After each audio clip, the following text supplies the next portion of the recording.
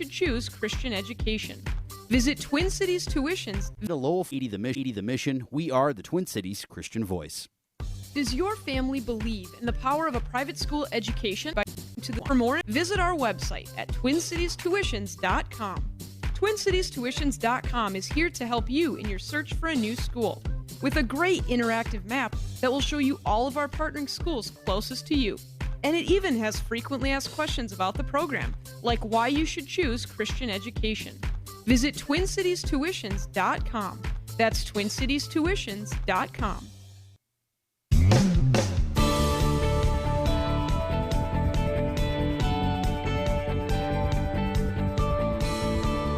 We are the Twin Cities Christian Voice, AM 980 The Mission, online at am980themission.com. At our website, you're going to find all kinds of great stuff. Of course, our program guide page. You're going to find our podcast page. You're going to find links for information on Cross International, how you can take part in helping feed children in Guatemala. You are going to find information on getting Dr. John MacArthur's new book for free.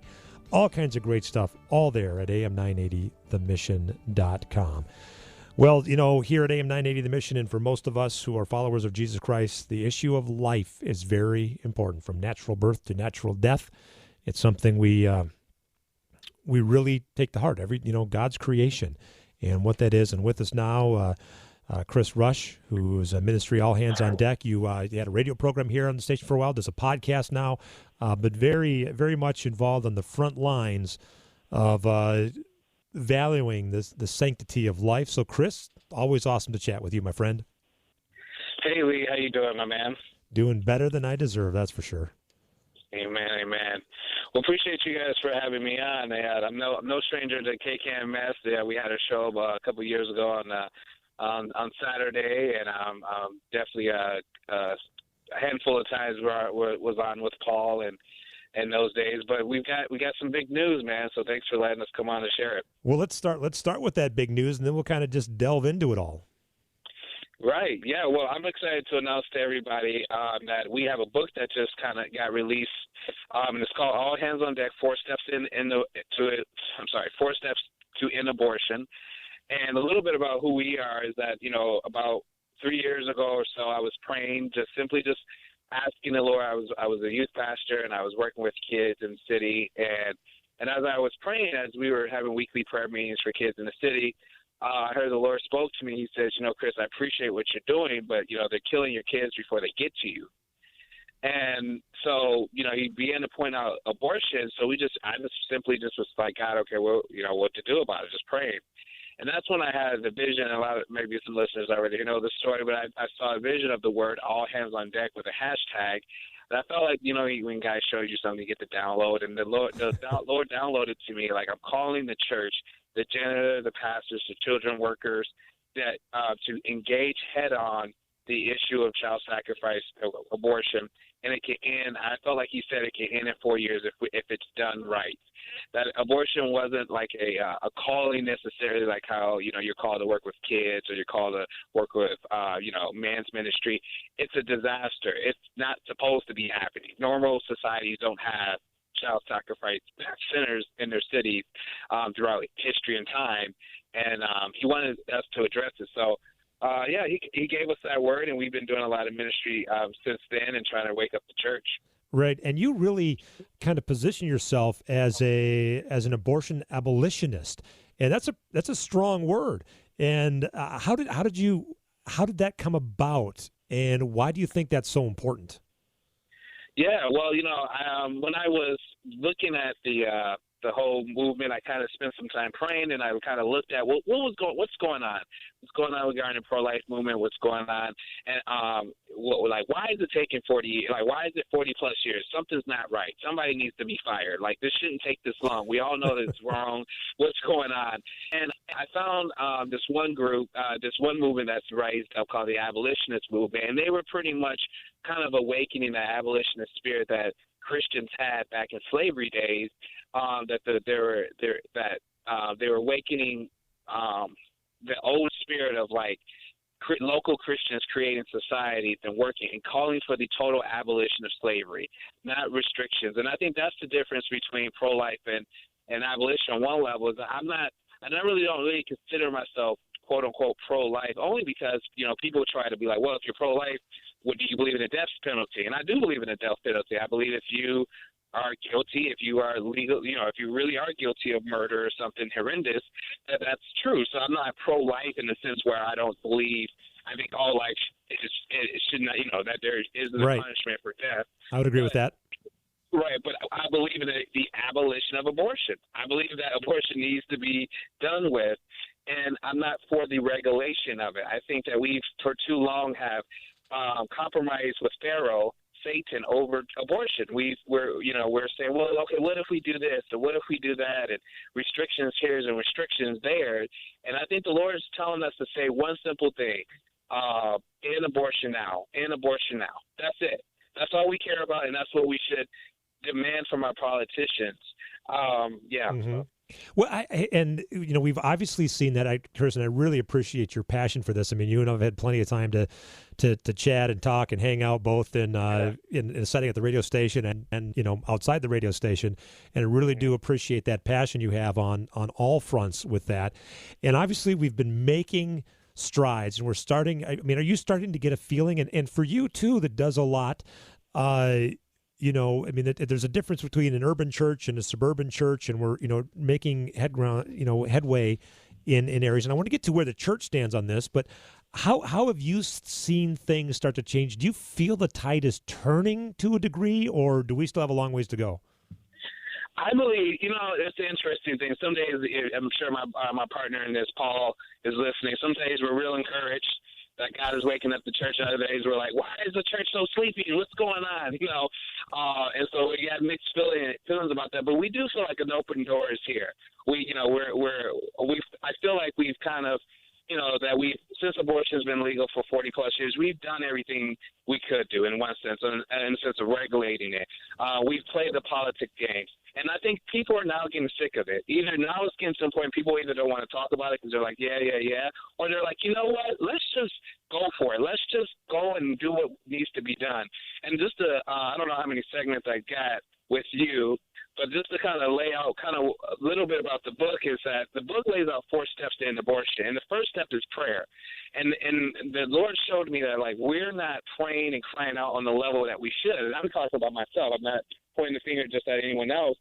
But he was saying, if my child right now was in the hospital bed and he was, on the last, could be dead at any moment, how many people could I get on the prayer room? How many people could I get to the hospital? Oh, yeah. How many people people will go crazy for me. I know they would. I had a friend who almost died of pneumonia, and we had prayer meetings for her. The church had special things.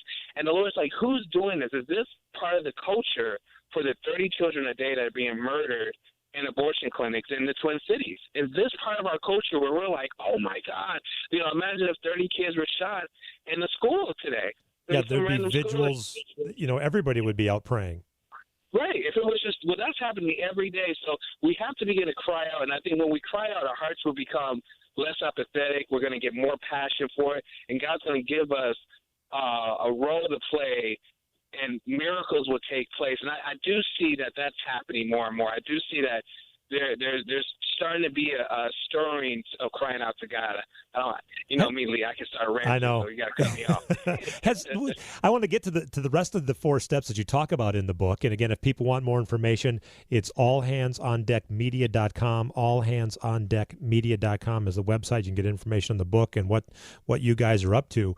But how is social media played into this? I mean, I know you're very active on social media, but do you see that especially with the young generation, is social media kind of helping fuel this abortion education or the abolitionist movement?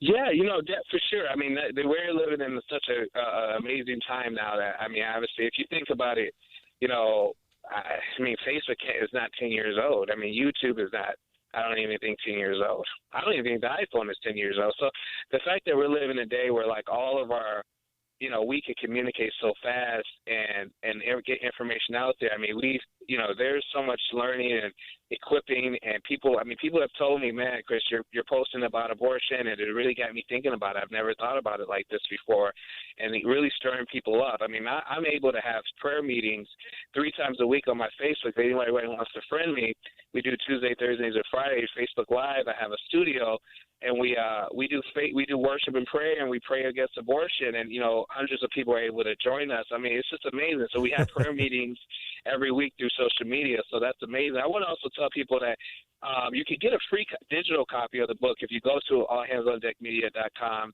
put in your name and email, and you'll be given a link to a free copy of the book if you just want to see it digitally right there. We just want this in people's hands.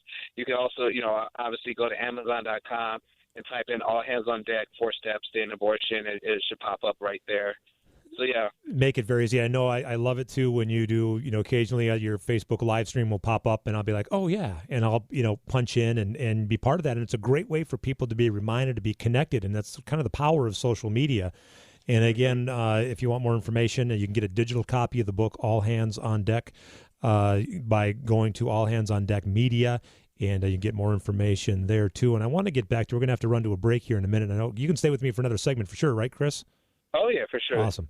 So I want to finish up on some of the 4 steps you talked about, and I also want to get to the point, and I think it's an interesting thing you bring up, and you've brought it up, you mentioned it earlier, on where you think the church has gone wrong on the issue of abortion, because, most churches say, well, of course we don't have it wrong. We believe in life. And I think, delving into that and finding out what you think about where the church has gone wrong on it, and what can we do, and can we really end abortion in the next few years? I mean, is that a reality? And there's a couple things, and part of those 4 steps is going to be one of the things that leads us to that. So again, if you've got a question, you can give us a call, 651-289-4499, 651-289-4499, 888-332-5169, the toll-free number. This is AM 980 The Mission. We're joined with Chris Rush from All Hands on Deck Media. We'll be back after this. And God will. He'll fix it. God will fix it for you. God can. Have you ever tried trading stocks on your own? Sounds scary, does you do? Trade Wave. Lifestyle. You and team. And in Does your family to send in or half year Using TrueCar, you can easily find the car you want. TrueCar users save an average of over $3,000 off MSRP. When you're ready to buy a new or used car, visit TrueCar to enjoy a more confident car buying experience. Hennepin accident, Duluth Street near Highway 100. JamCam shows emergency vehicles are on the scene.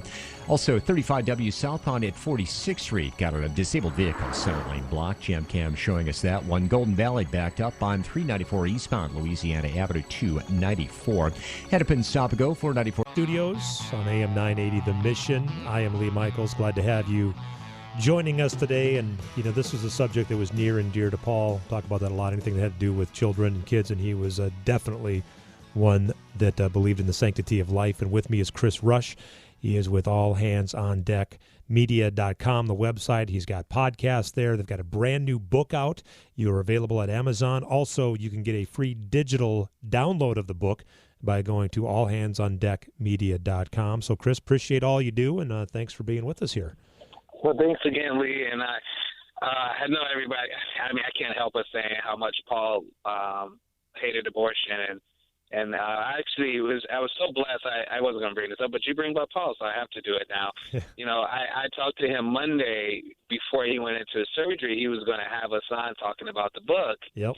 And he was he called me Monday. He's like, we got to cancel. I'm so sorry, but look, I'll interview you when I get back. And I'm like, oh, okay. It was just a beautiful conversation. It was the same conversation he had with Ray. I mean, literally, it was the carbon copy conversation, everything he said, I think, to everyone. But it was just a beautiful time. But his passion was definitely against abortion, man. And that's one thing I loved about Paul, is that he was unashamedly pro-life, Yep. Absolutely, and I know he would have loved to have this discussion. I know you guys, you were on his show a number of times. So let's get back to the new book, because you really kind of have these 4 steps, and you brought up the first step being prayer and how important prayer is. And I'm a big believer in prayer. I mean, I close every program with 1 Thessalonians 5:17, pray without ceasing. We can pray anytime, anywhere, but prayer is a powerful tool that we have to go directly to our Heavenly Father with. And I'll just say 10 more seconds on that is that what I mean by prayer too is personally begin to make that part of your cry, personally in your prayer life. With your family begin to pray about abortion, try to do that consistently. Even in your church services, maybe, it doesn't have to be long, hey, every Sunday for 20 seconds we're going to say a prayer against abortion. Just to continue to create that prayer culture. In your prayer meetings, every prayer meeting should at least mention abortion. It's the Holocaust of our age, And so to begin to raise the tide of prayer is definitely needed. Not just generically saying, hey, okay, say a prayer once in a while, but really making it part of our lifestyle. Right. And you're probably leading to what's the next step. And the next step the Lord, I felt like, gave us is going to the abortion clinics during the time of the abortion. And this is the one that gets people cringing, and they think, well, I'm not called to do that. But, the Bible clearly says, like, who is your neighbor? Who is our neighbor? And if we know that our neighbor is, we know in abortion clinics that we know the time and days that they're scheduled to kill our neighbor, do we have a responsibility to just even go to that place and pray over that place? Mm-hmm. Or just to go and worship Jesus outside of the place, or go and hold a sign, or go to speak? Are we responsible for the little ones who are scheduled to die that day in those clinics? Like I said, the average number is about 30 a day in the Twin Cities. Wow. And on Saturdays at the abortion clinic in Robbinsville, you may have 9 girls walk in, and that baby deserves people, Christians, at least standing there in disagreement, pleading in their hearts for them. Does that make sense? Yeah. Like my God bless my grandmother, she passed away, and she loved me with all her heart. You would never know this, but when my mother was pregnant when she was 19, she was told to abort me by her. And I know that if my mom was walking to an abortion clinic, I would have wanted somebody out there just saying something, praying something, doing something. And I think that if the culture of Christianity, if only like 20% of us go to the clinic once a week, I'm just talking about 2 hours a week. That's nothing. Literally, I spend more time watching YouTube videos than that. You know what I mean? Or 2 hours a week. Just 2 hours a week. You go. I'm not asking anyone to quit their day job or be there all day. Just 1 hour a week, 2 hours a week. Literally, the clinics would be flooded. If just 20% of Christians did that 2 hours a week once. Yep. And it would be such a sign of wonder to every girl pulling up that they are loved, that there's hope, that there's a disagreement. Sometimes we get mocked. They're like, well, if this is so bad, why are you guys the only ones here? 1 or 2 of you. Like, why, it must not be that bad if you're just the only Christians out here. True. And so we have to show and I think that's one thing we've kind of relegated, you don't have to have a special call to do that. I'm called to work with youth. Right. I go to the clinic just because I just know they're going to kill kids. I just got to go. And you're there, whether you're just praying, you don't, just because you go, doesn't mean you have to engage in a conversation with somebody, but you're just there praying or showing support. That's right. That. Yep, absolutely. I bring up, Chris, I don't know if you knew, because I was adopted, and so were my brothers and sisters, and for me and all my brothers and sisters being born pre Roe v. Wade, I think about a few years later, and I'm probably not here. The only thing I know about my biological birth mom is she was 17 at the time, and my biological father had hay fever, and that was about it. I think I knew their height, weight, and hair color, and that's it. So it's something to think about, that who I am, and that means my daughter isn't here, and what right. the ministry I've had, and growing in my walk with the Lord. None of that would have happened had my biological father at that time been able to walk into an abortion clinic, because I guarantee you, had that been a number of years later, I would not be here. Amen. And it's a sobering thing to think about. It's a sobering, and I know most of my generation is not here. I know I have peers that were supposed to be here that are not here. Yep. The numbers say it, so, you know what I mean? Yep. I know countless people who have kids now that their people told them, to abort their children, or I know one kid I was mentoring, his mom was on the abortion table about to abort him, and so the Planned Parenthood was like, well, how many weeks did you say you were?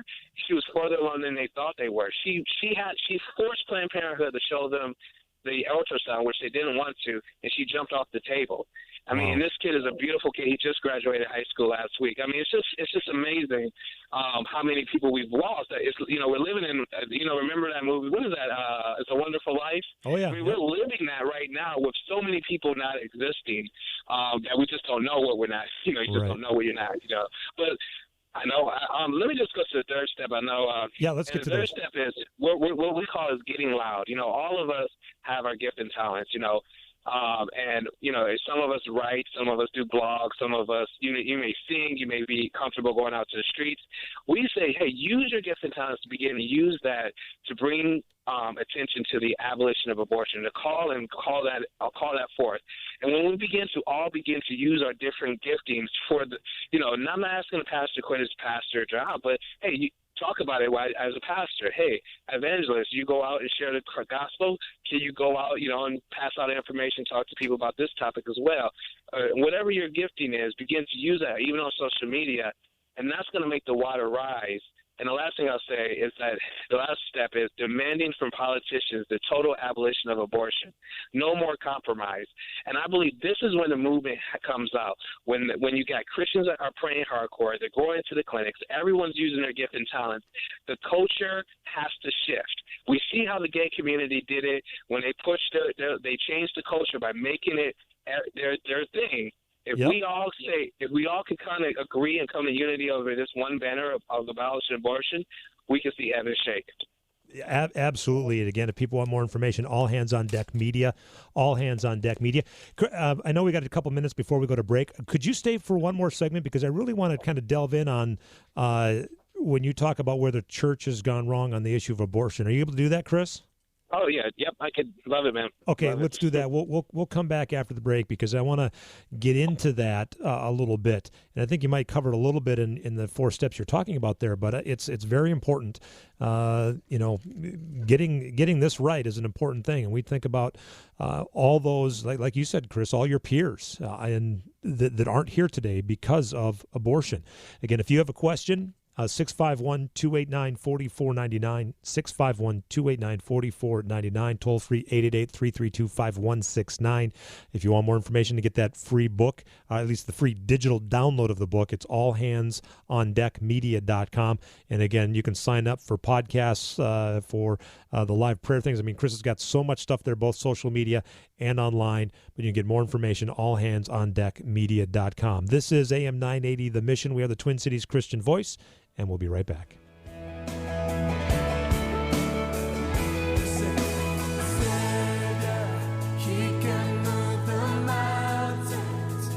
My God is mighty to save.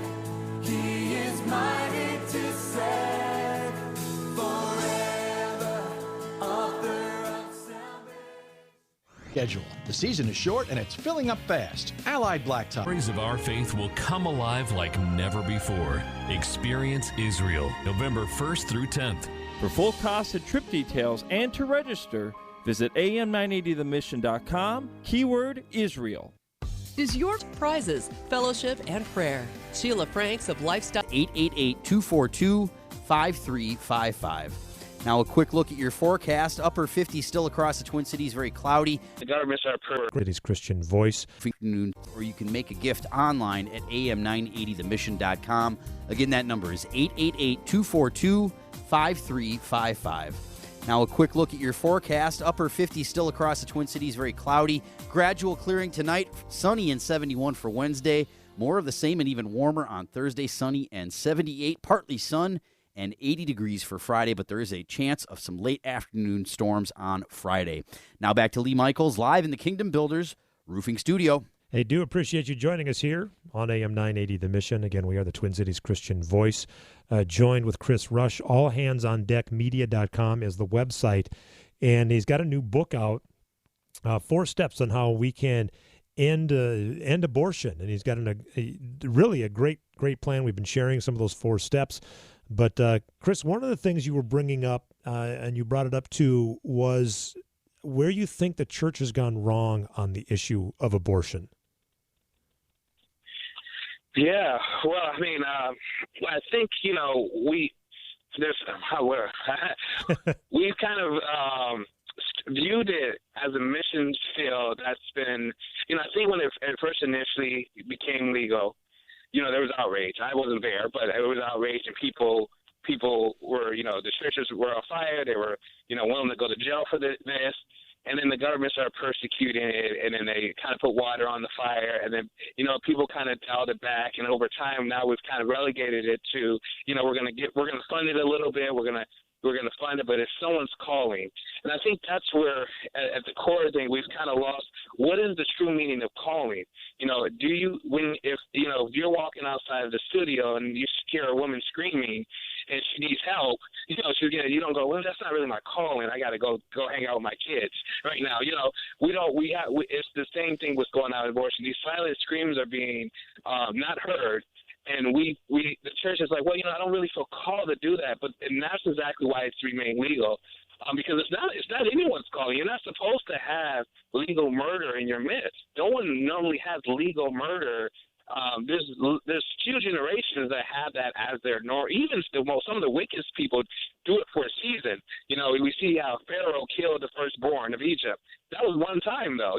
Right. And even Herod killed him. It was one time it happened. They didn't just continue to have that. I mean, we all know the Israelites, how they sacrificed to Baal and all of that, but that didn't turn out well as well. The guy came and judged them for that. So I think if we begin to view these children as our neighbors, then we then have a responsibility to directly engage, to pray more, to go to the clinic more, to get loud about this issue. And then I think it could end in no time. We already have them. We have the people resources, we have the money, but most of all, Lee, we have the power of God. Are the people of God not more powerful than the issue of abortion? We have the argument. The left has no more arguments for this. They have ran out of excuses. Let's not let the gates of hell prevail, and let's bust through those gates that tell us that this thing is just a way of life and demand for the abolition. Are you ready for this movement, Lee? I mean, this is what we need. And I just want to encourage people out there. Please, go to allhandsondeckmedia.com. You can donate there too as well. We're a campaign. We don't want to be here forever. We want this to be a 4-year campaign where we want to help churches gather. We have a vision where we want to pull together 500 pastors and give them a sense of victory. And let's work together. How can we pull it together and see this thing come about? We want to put up billboards, TV commercials. We want to have staff who are, doing this full-time, who feel called to do it full-time. But we want to encourage and be a campaign, because who's leading this movement? I'm not trying to elevate myself, but we all know, Martin Luther King led the civil rights movement. Who's really leading the charge today? And I'm like, God, send me, I'll go if that's what it takes, because we need to put this to rest. Yeah, absolutely. And again, you just hear Chris's passion. The website is allhandsondeckmedia.com, allhandsondeckmedia.com. And it's something that I like the way you put that, a calling. You see something happening, it's not my call to go help that, or it's not my call to do this. And we really can't look at this life issue and what abortion is as being a calling. It's something that we should all be taking seriously. And again, your steps really lay it out. Prayer is something every single one of us can do, regardless of how you feel. Visiting an abortion clinic, going, and whether you're just standing there supporting, praying, it doesn't mean you have to engage. You might say, I'm not equipped to talk to somebody walking in and out. Fine.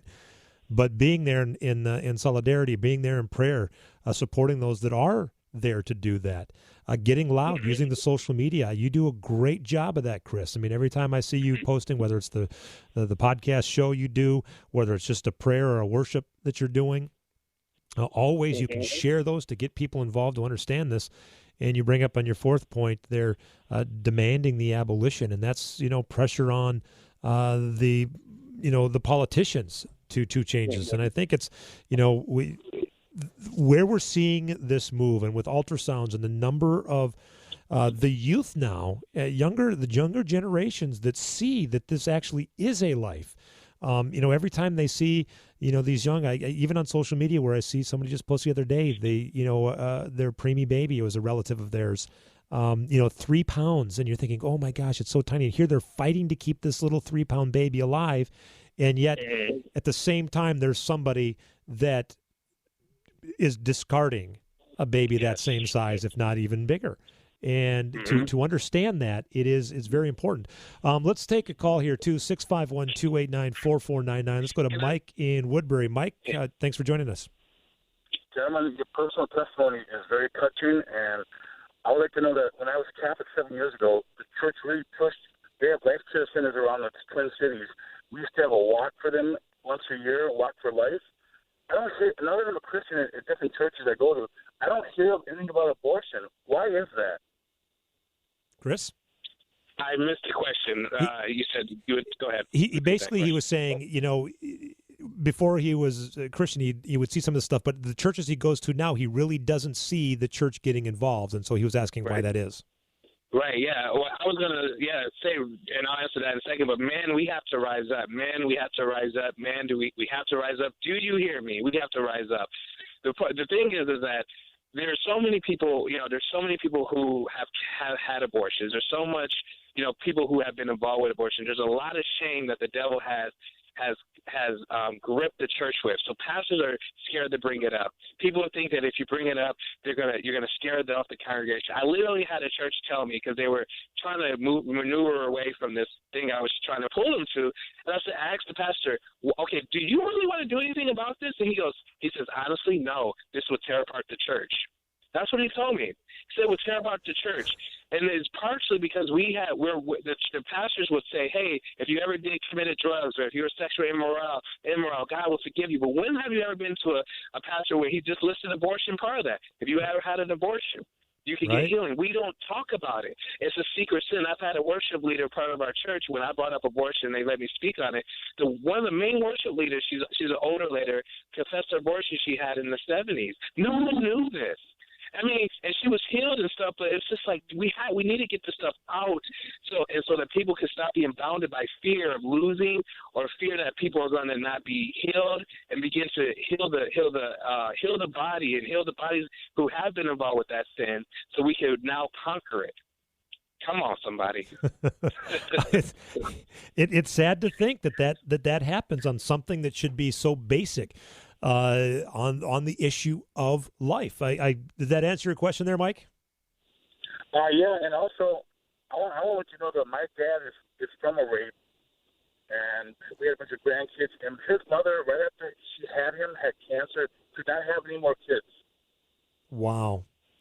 And unfortunately, me and my wife, we lost the baby due to abortion because my wife was sick, was bleeding, and the doctor said, I believe it was a lie. We had to terminate it, or your wife would die too. And I got it at the time. I was Catholic. My wife was a Hindu, and I wasn't saved. And so I thought, here I am raising money for life care centers to save babies.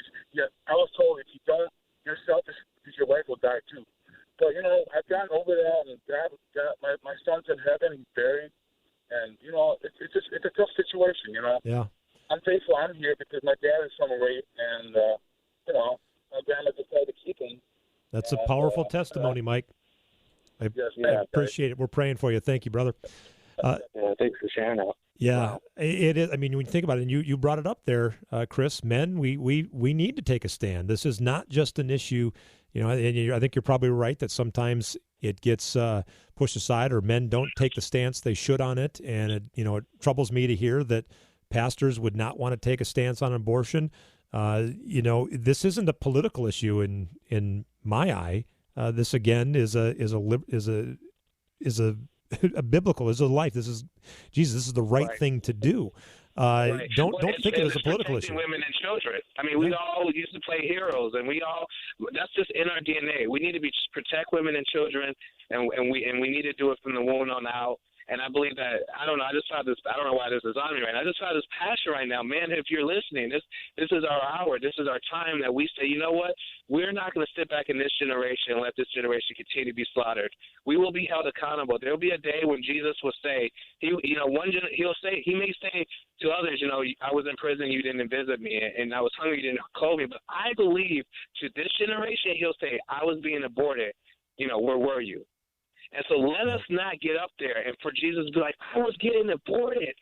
Literally, Herod tried to abort Jesus Like, I was being aborted. Man, did you make that part of your fight, or did you say, well, no, my calling was so important to me, my own personal passion? This isn't people, and I just want to say this isn't my personal passion, people. I'm passionate about kids. I'm passionate about the return of Christ. I love that topic. I would love to focus on that more. But, I'm passionate for this because I'm passionate for youth and kids and what Jesus is passionate about. He's passionate over the seed. The seed needs to come forth. So please, the book isn't very long, you guys. All Hands on Deck book. It's like 32 pages. You read it. We marked it down to $5 last week because we're just like, you know what? Let's just bare minimum. We need to get this thing out here. You can go get it from Amazon.com. If you could please donate. If half people could just donate $10 today, that's going to go a long way to help us continue this campaign. Because we believe abortion can end in no time if we rise up. And we want to be a trumpet blast. We want to be the organization, the campaign that you look at, you go, wow, this campaign's got vision, zeal, passion, and they're not aggressive. Let's do it. Because who wants to be part of a movement doesn't have a plan for victory? All right, and you definitely have a plan, Chris. You definitely have a plan. I appreciate it, man. Thanks again for all you do. Thanks so, man.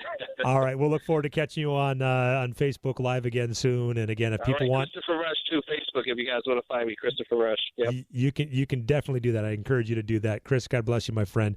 If you want more information, allhandsondeckmedia.com, allhandsondeckmedia.com. You can sign up for the podcast. You can sign up for the alerts. Better yet, you can get a copy, make a donation, because definitely passion there. You can get involved in all this, and of course, prayer being the number one thing. We got to take a quick break. We'll be back here. It's AM 980 The Mission. We are the Twin Cities Christian Voice. I'm Lee Michaels, and we're glad to have you tuned in.